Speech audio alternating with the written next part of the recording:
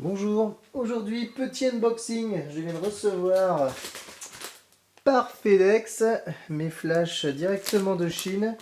Ils étaient prévus pour arriver par mail, par courrier classique, mais ça fait 3 fois que je reçois un mail comme quoi ils n'étaient pas encore partis ou j'ai pas bien compris. Donc je pense qu'ils ont eu des problèmes pour livraison, au final ils ont envoyé par FedEx, ça va faire 1 mois et demi au moins que je les ai commandés. On se souvient à point qui c'est attendre comme on dit. Donc voici les nouveaux flash de Yongnuo, le YN562. Alors déballons ceci. Donc la notice, bon en général qui est rarement utile parce que ce sont des flashs assez simples vu qu'ils fonctionnent en tout manuel. Bon, c'est toujours bien emballé comme la dernière fois. Ici on voit bien que comme pour la version précédente, le design est en tout point copié sur ceux de Canon. D'ailleurs le nom déjà à la base 560 était un peu dérivé de Canon. En cadeau j'ai eu le droit à 2 diffuseurs. Je pense que c'est pour le retard de livraison. Donc c'est toujours ça de prix, ça fait plaisir. Il y a même une petite forme pour... on voit qu'ils sont parfaitement adaptés au Yongnuo. D'ailleurs si on essaie de l'enfiler, voyons. Ouais. C'est pas si simple que ça à enfiler. Hein.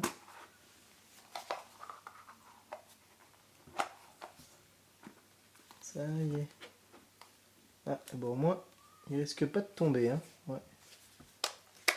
Bon. On comprend mieux pourquoi sur les côtés, ils ont mis des petits ergots pour pouvoir les enlever. Comment se présente ce nouveau flash?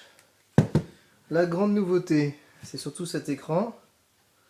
Alors, pour vous comparer par rapport à l'ancien, ça, c'est la première version, dont j'en suis toujours très content.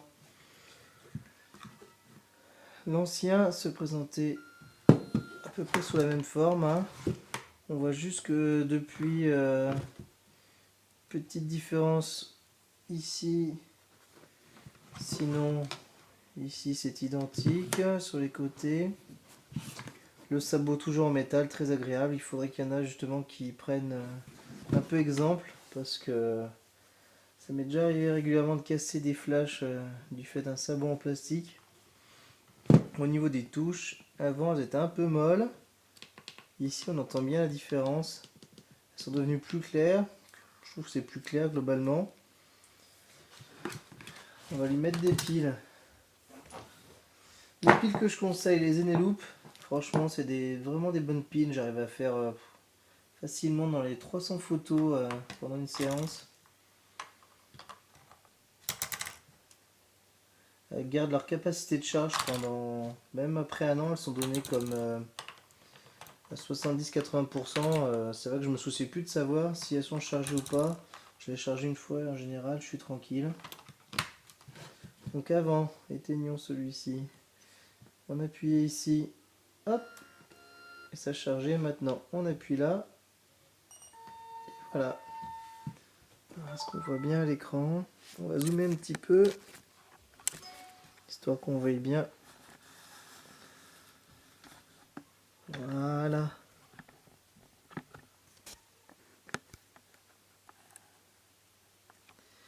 La grande différence est donc cet écran.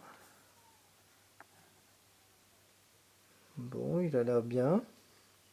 Quand on appuie, il s'éclaire. Donc vraiment bien, c'est la principale différence. Avant, sur les anciens, pour régler puissance, zoom, on avait ici la commande pour la puissance, tout bêtement. Voilà. On notait 1, 2, 3, 4, 5, 6, 7, 8 paliers. Et pour le zoom, on appuyait ici, qui est de 24 à 105. Voilà. Là, le bip. Si on veut le mettre en route ou pas. Et puis les différents modes. Manuel S1, S2. Sachant qu'il y en a un qui réagit au flash et un qui ne réagit pas au pré-flash. Donc il peut être assez pratique si vous pilotez en esclave avec par exemple un Neo 7D. Sur le nouveau, qu'est-ce qu'on voit? Alors, la puissance ici, voilà, 128, 64, 32, 16, 8, 4, 1. Donc voilà. Pour le zoom, on a la petite encart ici, donc c'est pratique parce qu'on a vraiment toutes les données qui sont affichées en même temps. Les modes. Donc avant on n'avait que 3 modes. Une des grandes nouveautés, c'est ce mode stroboscopique avec le multi. Bien pratique pour créer des petits effets ou pour prendre par exemple des petits animaux la nuit en train des grandes vitesses, qui permet d'avoir plusieurs fois le sujet sur la même photo. Donc c'est bien sympa ce nouveau mode. Je pense que je vais l'utiliser régulièrement pour certains sujets. La finition ici, quand on tourne, c'est bien plus ferme qu'avant, donc c'est bien mieux. Le plastique est plus mat, il a l'air de meilleure facture. Au niveau du sabot, ça a l'air différent. Non, ça a l'air pareil, pardon. Donc on va tester un petit peu ce mode stroboscopique. Le test, c'est toujours au niveau du pilote ici. Voilà, je pense qu'on voit sur la vidéo, quand on appuie, voilà, ça fait plusieurs flashs. Si on se remet en mode normal,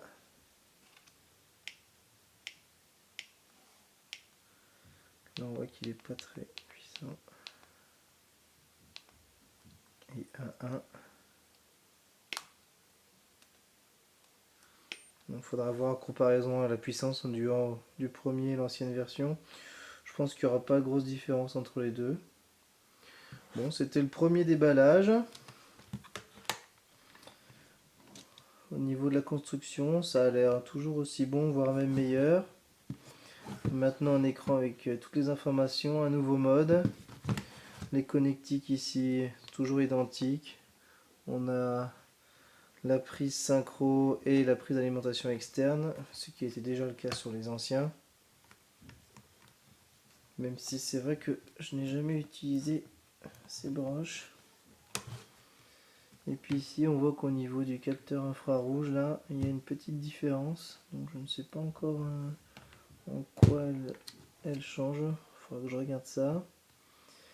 Et puis, bon, peut-être petite différence. Le numéro de série maintenant est marqué ici. Avant il était juste sur la partie. Globalement pour le reste, il y a d'autres à voir. Donc on verra à l'usage. Je ferai un petit test, sûrement une deuxième vidéo peut-être pour vous montrer la différence de puissance entre les deux. Et puis voilà. Et ben c'était Eric Dust pour ce petit unboxing, petit déballage de mes nouveaux flash Yongnuo YN560 deuxième version. Merci.